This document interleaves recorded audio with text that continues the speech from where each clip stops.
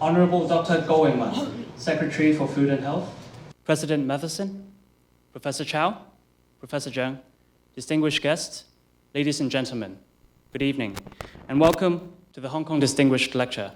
I am Noah So, and I shall be your Master of Ceremony for today's proceedings. First of all, we would like to extend our warmest welcome to all of you, and to also express our appreciation for taking time off your busy schedules to join us tonight. The Department of Orthopaedics and Traumatology at the University of Hong Kong is an internationally acclaimed academic center of excellence. Our leaders have prominent standing locally and also internationally, and they have laid a solid foundation that encourages excellence in patient-centered care, education, and also scientific discovery. The Hong Kong Distinguished Lecture, with its inaugural event last year, was established to honor the achievements and endeavors of our pioneers and leaders. It brings forward eminent leaders in orthopedic surgery to share their words of wisdom and also their exciting life experiences. Following the success of last year's first Distinguished Lecture, this year we have the honor to have one of the foremost pioneers in orthopedic surgery, in tertiary education, and humanitarian efforts as our speaker, Professor SP Chow. Professor Chow has served this department, the University of Hong Kong, the community of Hong Kong, as well as many communities all around the world, with his surgical expertise, his academic vigor, and also his visionary leadership throughout his career. As university and medical students, we had the privilege to learn from his knowledge and his passion for the education of future doctors and also future citizens. As doctors, we have the privilege to learn from his surgical expertise, his depth of insight as a clinician scientist, and above all, his dedication as a compassionate doctor and also a servant of humanity.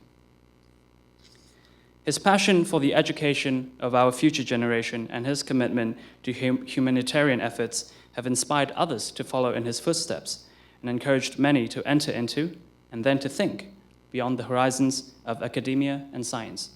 Thus, our title tonight. As we begin this evening, may I invite Professor Peter Matheson, the President and Vice Chancellor of the University of Hong Kong, to give us the welcoming speech. Professor Matheson, please. Thank you very much, Noah. That was a very orthopedic way to come up to the stage. I'm not allowed to take a big step here. I have to go to the safety of a smaller step in case I break anything, so I don't want to do that. Going Man, SP, Ken, distinguished colleagues and guests, ladies and gentlemen. So on behalf of the University of Hong Kong, a warm welcome to you all and an apology for me for being slightly late as I rushed from my previous engagement. Thank you very much for inviting my wife Tina and myself to join you at this year's Distinguished Lecture organised by the Department of Orthopaedics and Traumatology. The department, as you've heard, has a long and distinguished history in Hong Kong and has certainly played an important role in bringing both treatment and hope to generations of patients.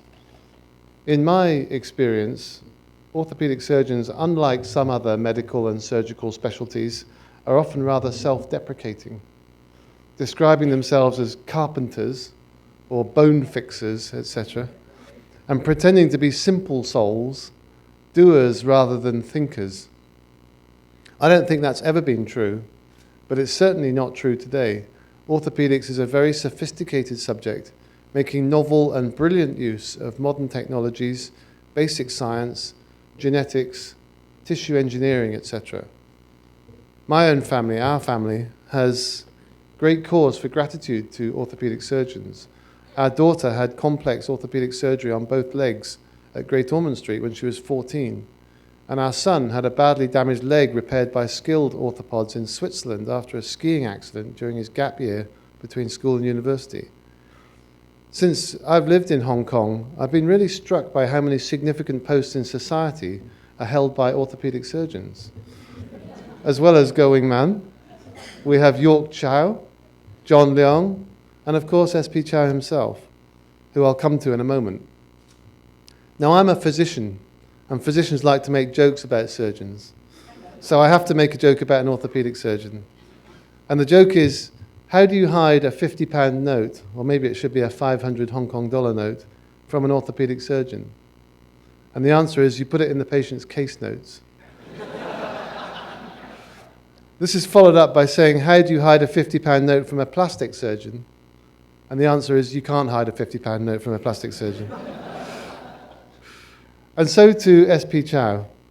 The title of his lecture, Academia and Beyond, is an intriguing one, and I'm looking forward to hearing his reflections on his lifetime of distinguished service at Hong Kong U. Since my arrival at the university, I have had the privilege of interacting with SP, getting to know him, admire him, listen to his advice, even go hiking with him and drink champagne with him at Aberdeen Reservoir. SP's professionalism, leadership, commitment to Hong Kong U, and perhaps most importantly of all, the strength of his humanity have deeply impressed me. I can't tell you anything bad about him or make any jokes at his expense. He's too sensible, likeable, clean living, honest, and filled with integrity to have accumulated any baggage. Even though I have not known him anything like as long as most of you, I am proud to count him as my friend, and I hope he will remain involved with the university for many years to come. Once again, thank you for inviting us to join you this evening. My congratulations to the department on all its progress and for its organisation of this distinguished lecture. And thank you to SP Chow for being such a gentleman and a scholar. Thank you very much.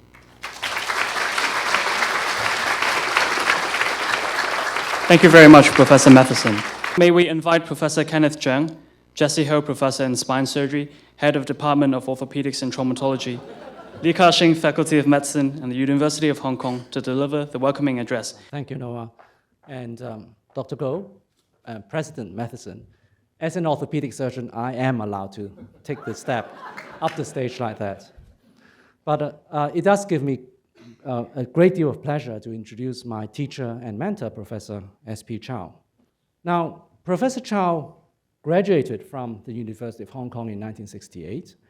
Here, he is pictured on your left, as shown there.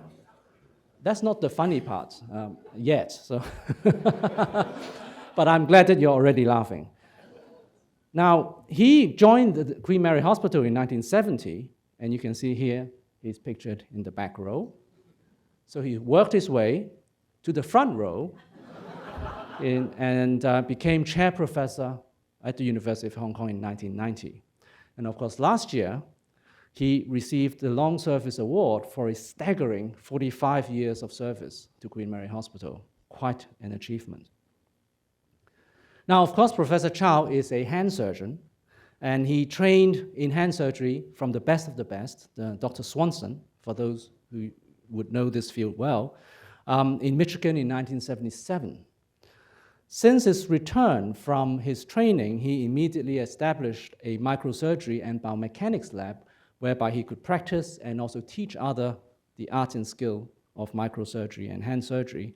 And indeed, in the same year, he performed the first successful microsurgical thumb transplant in Hong Kong. As mentioned, he has many leading roles in the university, in the community, and internationally, and these are just a few of his roles, including Dean of our faculty, Pro-Vice-Chancellor, President of the Hong Kong Orthopaedic Association, the Censor-in-Chief of the College of Orthopaedic Surgeons of Hong Kong, as well as President of the Asia-Pacific Federation of Societies for Hand Surgery. Now, on a more personal note, I met Professor Chow in 1992 when I returned from the UK. And this is a picture, I joined Team A, which is the team that he leads, in 1993. And this is a picture during the Grand Round in 1993, and you can see that I am pictured here. Not smiling, but perhaps even more importantly, you can see that Professor Chow never smiles. I can tell you, and I know that there are a few orthopedic surgeons here that trained with Professor Chow. I think we would all realize that going to a Grand Round with Professor Chow is like being in a boxing ring with a master or a champion boxer. You know, you're very lucky to come out alive. And even if you are alive, you know, your shirt will be completely wet. But nevertheless, it was very good training experience because he does make you think and he does make you work hard. And I would say that what really impressed me most about Professor Chow is actually his innovative and creative ability to think. And here is just one example of his work creating a finger joint for arthritic sufferers. And not only is he a scholar of distinction, he's also, as mentioned, a humane doctor on his, some of his trips, here pictured on some of his trips to Haiti and Africa, as well as a great athlete. I think many of us actually do not want to go on a hike with Professor Chow because he walks far too fast, and none of us can actually catch up with him. So here he's pictured with his group. I understand the Fantastics, and I think some of the members may even be here tonight. And he has completed the Trail Walker 4 times, and I'm told that he will be doing another one next year or something like that. Now, little known to many of you, Professor Chow in his younger days was an award-winning artist. And these are just some of the pictures. And I'm told that he learned from some of the best artists in Hong Kong at the time. Something that he may well pick up again after his retirement, if he really ever retires. Of course, he's also a family man, and here is pictured with Grace and his twin daughters. So he formally retired from the university in January of this year. Nevertheless, he remains an honorary professor in our department, and he has already pledged to continue to teach our medical students and trainees, as well as understand he's taken on a management role at the Hong Kong Sanatorium and Hospital.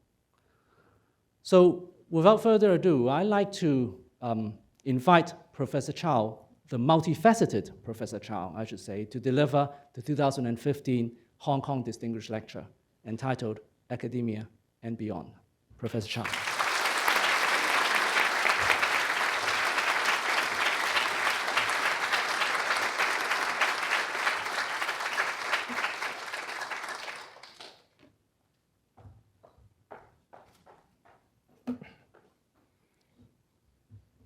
Vice Chancellor, Professor Jiang, honored guests, ladies and gentlemen.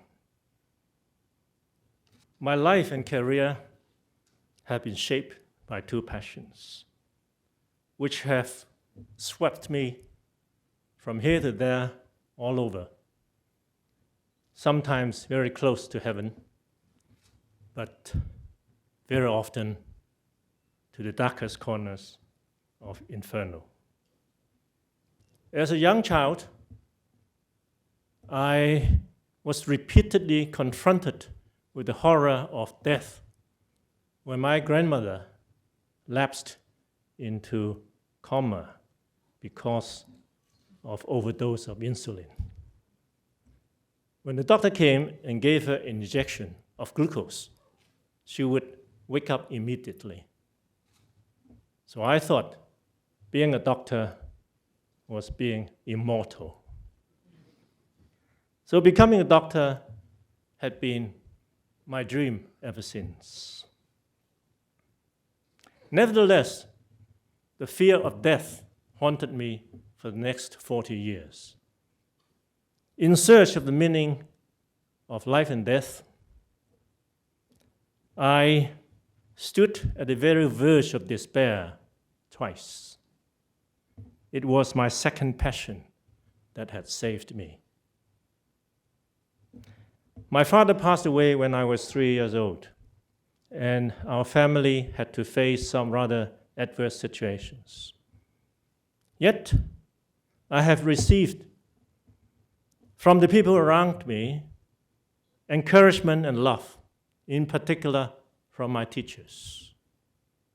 Through them, I had a glimpse of what an ideal world should be like.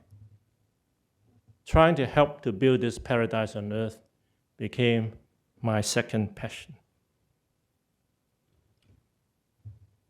Because of the same reason, I took up hand surgery as my area of professional development. In the 1970s, Hong Kong was booming with manufacturing industries, and hand injuries were rampant. Several finger amputations or mutilated hands would be admitted into Queen Mary Hospital per day. As this specialty brings no monetary return, it was usually relegated to the most junior doctor on duty, to the peril of the patient who frequently has to lose their job. So when we were sent abroad for overseas training, PC Leung on Kowloon side and I on Hong Kong side decided to take up the challenge and to rectify the situation. The subsequent success story after our return had been most gratifying. For indeed, the hand is an important organ. It occupies the biggest area in our brain. It is a very precise organ. Its movement is only surpassed by that of the eye muscle because of the abundance of muscle spindles. And using our hand, we can do all kinds of things, good or bad. Indeed, with our hands, we can build up this beautiful world that we're living in. But we almost destroy our own civilization with our own hands. Our hands, like our faces and our hearts, varies tremendously from individual to individual. But there are certain basic functions common to all hands. The most intriguing to me is the sensibility of the hand, as if there is an eye at the fingertip or in the hand, so that certain activities we can do without looking at it, combing, we can scratch our back without looking at it to the precision of 1 millimeter, otherwise you'll be very frustrated. Some of you are experts in mahjong, and you know how important it is. This patient has lost sensation to the index finger because of injury to the digital nerve there.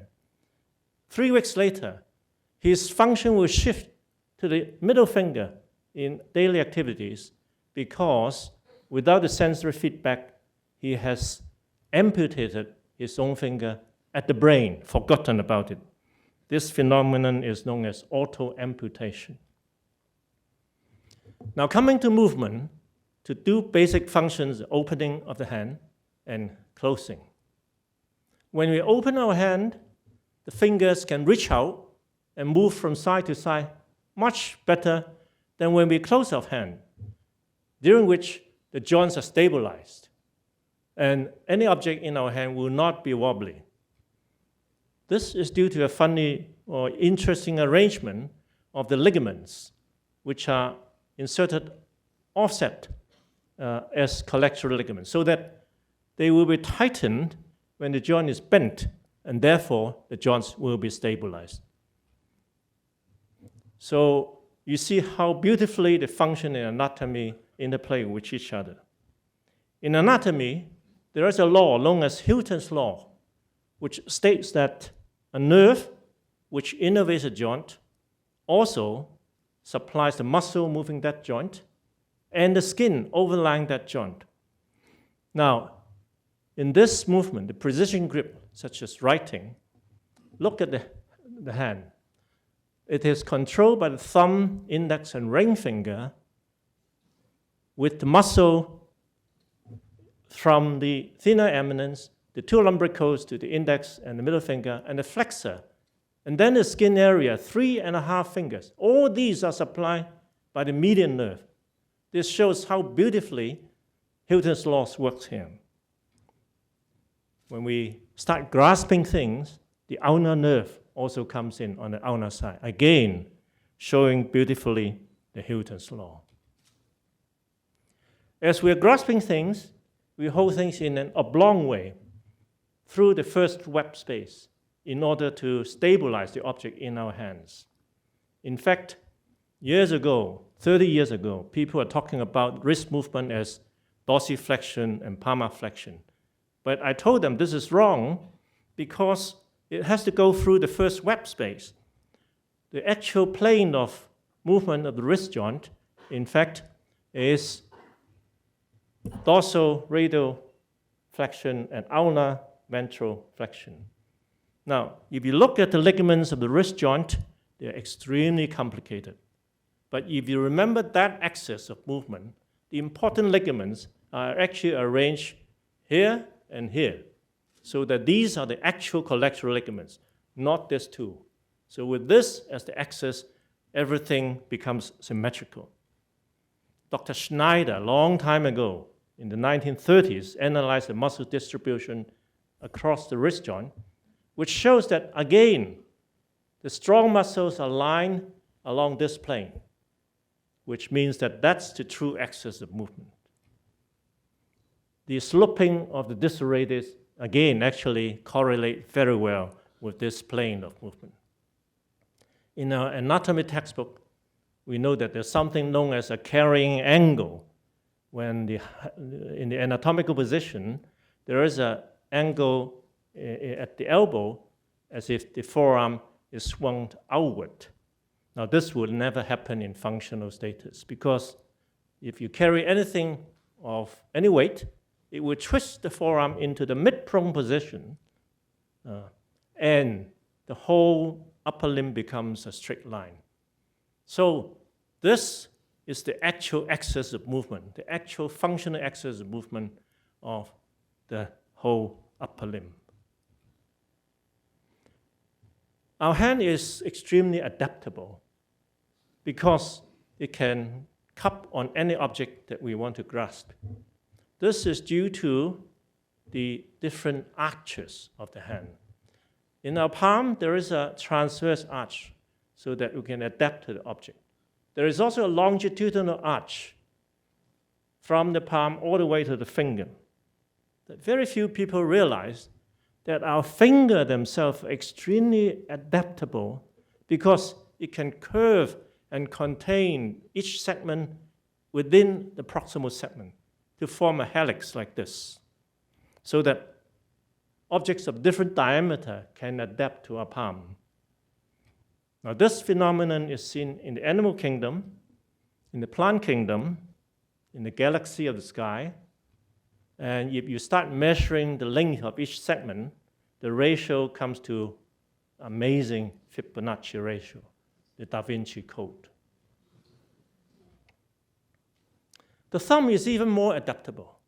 It can swing from the side of the palm through 135 degrees all the way to the opposition position. This is due to the amazing arrangement at the base of the thumb, the so-called saddle joint. In fact, it is a double saddle joint because there is not only gliding movement, but also a rocking movement, which will add another 30 degrees of movement to the basal joint of the thumb. In fact, the thumb in the human being is the most mobile in the whole animal kingdom, whereas the big toe has become the most immobile. The adaptability of the hand also extends to the soft tissue, such as the pulp of the finger. It can adapt to all kinds of surfaces, flat or round, small or big, because of the subcutaneous fat underneath the skin. However, because the skin is anchored by fibroreceptor to the bone, this skin is stabilized as we are holding object. On the dorsum of the hand, however, it's very different. The skin is stretchable, loose, edema will accumulate, cellulitis infection will appear there, and even when we are exercising, it will not impede on the low pressure venous system, so the circulation can still go on. This is how amazing the skin is different on the dorsal side compared to the ventral side. If you go further, deeper into the flexor tendon, it's even more amazing. The flexor tendons are being held down by a series of pulleys in our finger, which will prevent the flexor tendon from bowstringing when we flex the finger. But if you look at the blood supply of the flexor tendon, it comes from the dorsal side, from the bone, through the vincular system, so that the dorsal aspect of the tendon has a lot of blood supply. But on the ventral side, when the flexor tendon is scratching on the pulleys, blood vessel cannot exist. The nutrition comes from the synovial fluid. And therefore, if you look at the cells, they are fibrocartilage, If you stain enzymes, they are C5 anaerobic enzyme system there. Again, showing correlation of anatomy and function at cellular level. If you turn to the dorsal aspect of the finger, it's even more interesting. Our extensor tendon consists of a series of longitudinal, transverse, and oblique ligaments, which actually can either synchronize all the joint movement or dissociate them, depending on which muscle we use. With that, very complicated finger movements will be possible, and therefore we can play musical instruments with our fingers. I have shown you the beauty of anatomy and function, form and function in a hand. But the hand is more than that. It also shows the inner feeling of a human being, whether it's joy, grief, or fear. With hand injuries, some of them will exhibit this tremor for quite a few months if you ask them to stretch out their hands. In fact, if you look at the patient, not just the hand, it is a tremor all the way from the heart. There is a phenomenon known as Sudeck's atrophy. After minor injury, some of the hands become swollen, painful, and stiff for up to 1 to 2 years. And people thought it's very mysterious. But if you look at this patient who looked at his own hand as if it is a museum specimen, he has actually rejected this injured hand because of psychological fear from his own brain. So the whole process of rehabilitation is to reintegrate the hand at the brain level. I have a patient with this Emeritus syndrome. I separated a thumb and then a finger, and I did many operations, and yet the mother kept on asking me to perform operation again and again. So one day I cornered her and said, "Why do you want to do all these?" She broke down and said, "I wish she would die during one of these operations." So, ladies and gentlemen, sometimes this drives me to think about the meaning of the hand. How important is it? What is it? Perhaps one way to look at the meaning is to trace its evolutionary development. The most primitive hand is the pseudopodia of the unicellular organism. As it evolved in a fish, there is a very primitive skeleton there, nothing much. But as you move to the amphibian, in the frog, for example, the forelimb has a very rigid skeleton for supporting. The hind limb is for propulsion. In a turtle, the wrist joint appears. It allows side-to-side movement.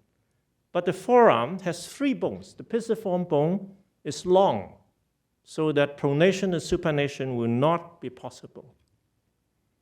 But comes the monkey, they have to swing from tree to tree. So the 3-bone forearm becomes a 2-bone forearm, so that pronation and supination became possible. With the emergence of Homo erectus, the upper limb is released. We no longer have to adapt to environment. We can now start manipulating our environment. And with that, we can either build up a beautiful world that we're living in, or we can raise war against each other. Now, with a computer, which can be controlled with the touch of one finger, is that going to be the future of our hands? I don't think so, because the hand is just an extension from the brain and should be controlled by our wisdom. It is also there for sharing, for care, for passion, and for help. It is there for us to build up a better world for our next generation. Now, my career in hand surgery have given me great professional satisfaction. But my involvement as Dean of Medicine actually expanded my perspectives a lot. In the 1990s, the medical curriculum is in dire need of reform because of overcrowdedness and compartmentalization. On the second day of my deanship, a medical student committed suicide by jumping from height, and there was rumor that it was due to pressure of study. As I came out from the office, I saw students gathered in groups of 3 or 4, looking down at the sunset with tears drying up on their faces. I decided to do something about it. So to cut the whole story short, with the commitment from the whole medical faculty and the dedication of the Iron Lady, Professor Grace Tang, we came up with a document known as Tomorrow's Doctors for Hong Kong, and we embarked on a curriculum reform.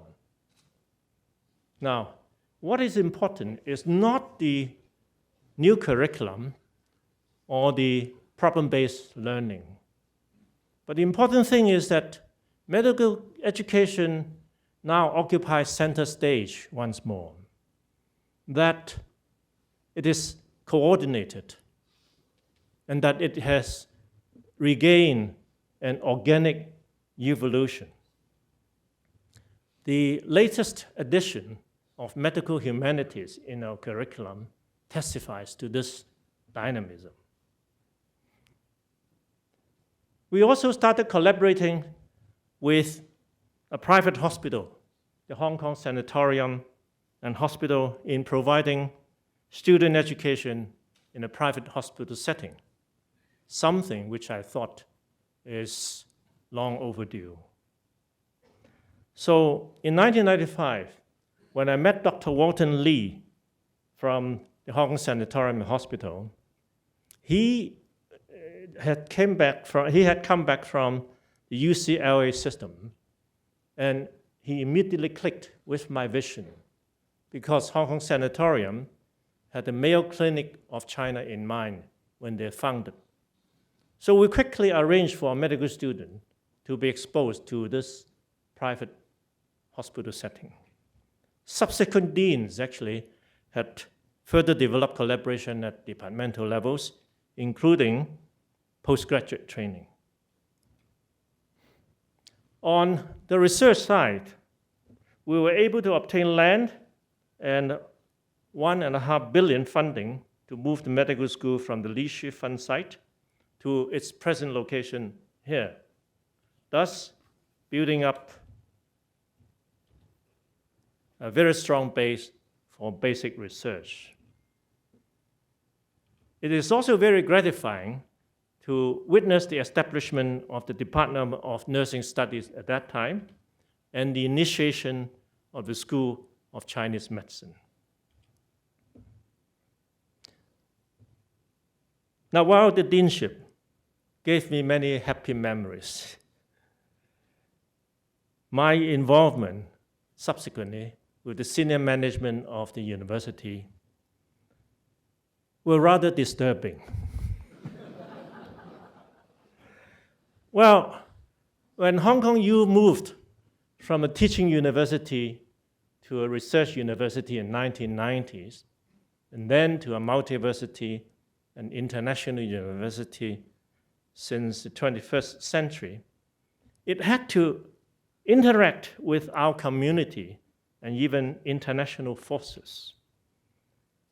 As a result, politics started to come into our campus, greatly fueled by the media.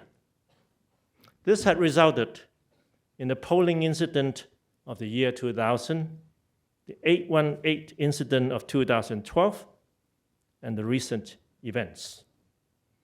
Now, while all these may be short-term inevitable pains as Hong Kong U and indeed Hong Kong are moving forward, I hope our university will not lose sight of our long-term vision.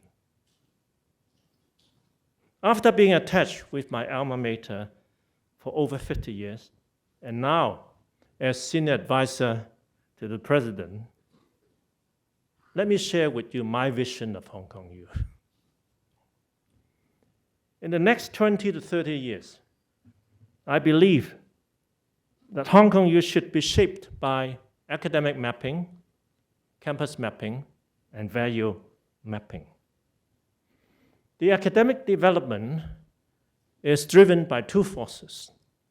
The external force is that of internationalization, which requires that our students should be exposed to cultures outside Hong Kong, in mainland China, in the Western world, and further abroad.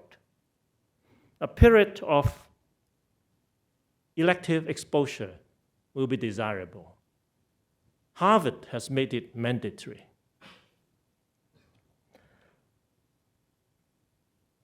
The external force is that of the balance between a liberal education versus specialization.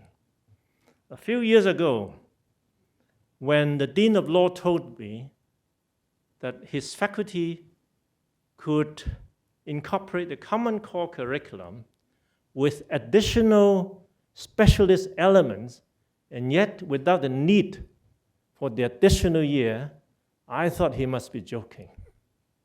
I'm sure that the American university system has gone through the same stage of development of confusion, overcrowdedness, until eventually they come up with this classical system of undergraduate liberal education and postgraduate specialization and professional training.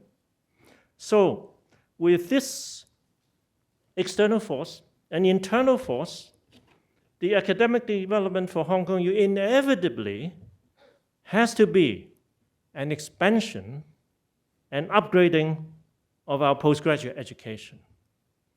This would also be able to engage support from professional bodies and international partnership. This would also free us from the restriction of government funding. On campus development, Hong Kong U has been constrained by the lack of space on Pak Fu Lam.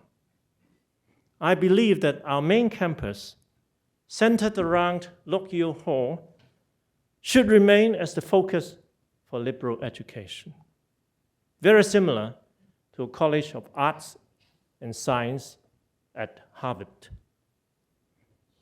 At the same time, all faculties should start mapping their own faculty development plan, preferably with presence not only around the main campus, but scattered in Hong Kong and further abroad in China or even overseas. Again, a collaboration model with other institutions would be desirable. This would have solved the problem of shortage of land at Pak Fu Lam and also opens up new possibilities for postgraduate academic development and other resource opportunities. I believe that our medical faculty is moving in that direction. The academic mapping and the campus mapping actually beautifully complement each other and gives a very exciting vision for Hong Kong U. However, all these would be vanities if we do not have our soul, our value mapping. While there may be different ways of interaction with different stakeholders, our values should not be compromised. The pursuit of sapientia requires freedom and diversity. And let us not forget the equally important aspect of our university motto, Virtus, which requires integrity, responsibility, and commitment. Hong Kong U must maintain an international outlook and value of freedom and diversity to be pursued with integrity and commitment. Otherwise, it would not stand out amongst all the mega universities in China.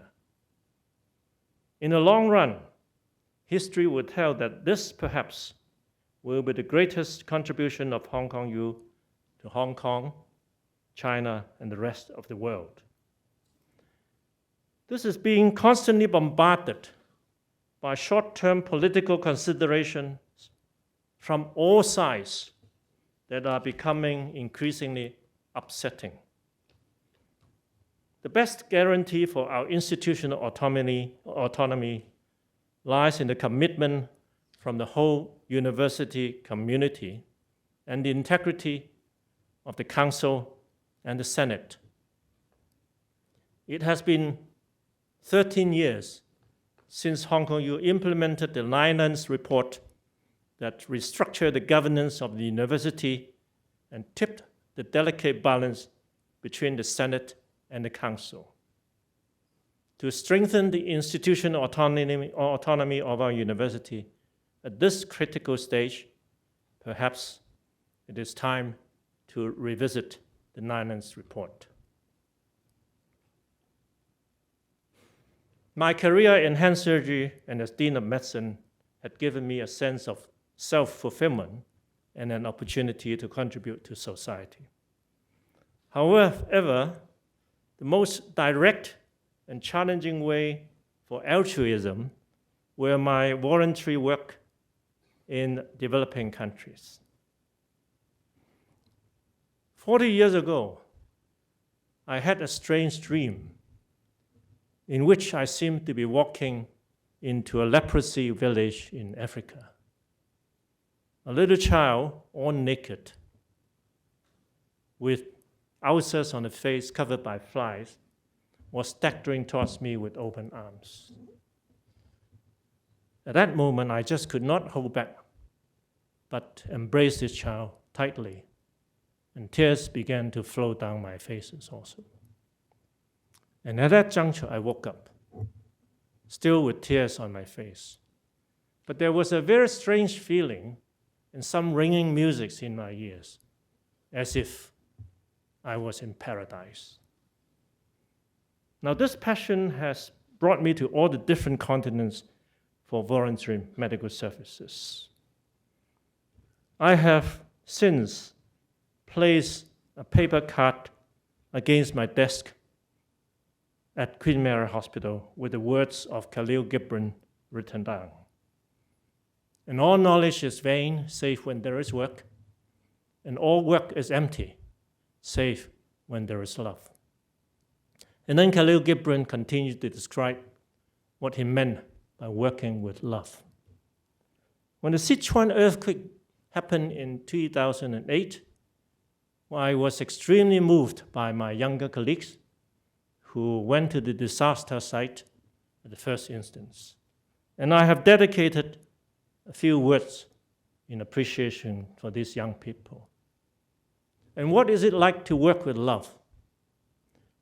It is to hold the hands of the earthquake victims as if they were your own brothers and sisters. It is to weep together with the parents who have lost their children as if they were your own parents. And it is to embrace the orphans of the earthquake as if they were your own children.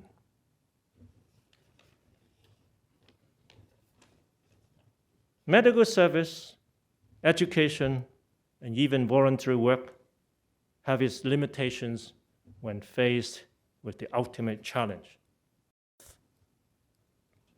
It was a blessing for me to have a glimpse of eternity after 40 years in pursuit of the meaning of life and death, and I'd like to dedicate part of my energy in terminal care in my remaining years. After going through a recent workshop in bereavement, I plan to take up further training in hospice care. It is my desire to continue my contribution in humanitarian activities for as long as I can. For I still remember the silhouette of a senior professor walking down Sassoon Road one day against the sunset. As I gazed, that figure grew taller and taller until it was blurred with tears in my eyes. It is this dedication to wisdom and virtue that is so beautiful. It will be my fortune and honor to be able to follow in the footsteps.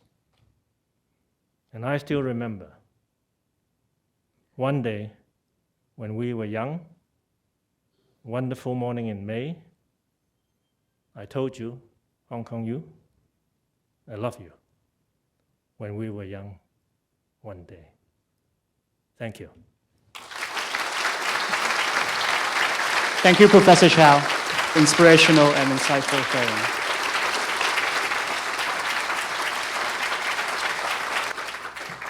Thank you, Professor Chow, for the most inspirational and insightful sharing.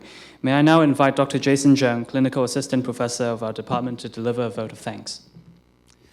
Thank you, Professor Chow, for your enlightening talk.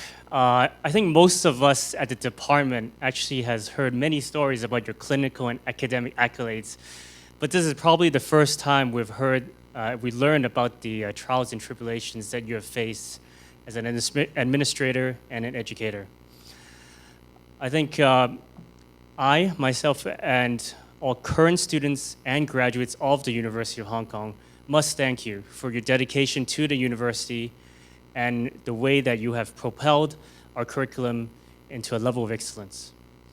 Your life's journey and your vision has been truly inspiring. I would like to have all the audience come help me and thank Professor Chow, not only for giving us such a great talk, but also to congratulate him on his lofty achievements.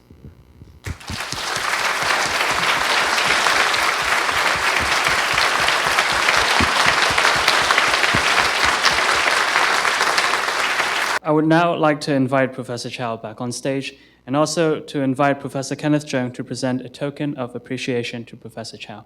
Professor Chow and Professor Zheng, if you please.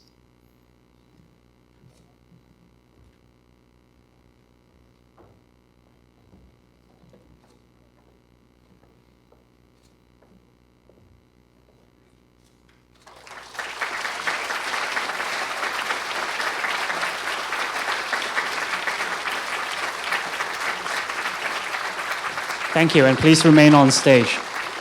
I would now like to also invite President Peter Matheson to proceed onto stage to receive a souvenir from our department.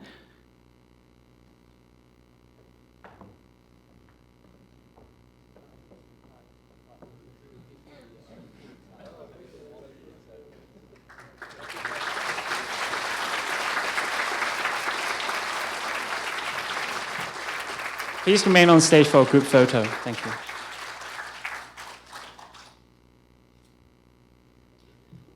Thank you, distinguished guests. Please be seated.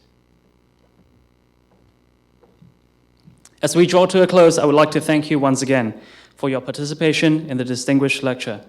I am sure that the distinguished lecture will be a continued success with the support from all of you. Dr. Koh, President Matheson, Professor Chow, Professor Zheng, I now declare that this year's distinguished lecture has come to an end. Thank you all for coming, and we look forward to seeing you all again next year. Thank you very much.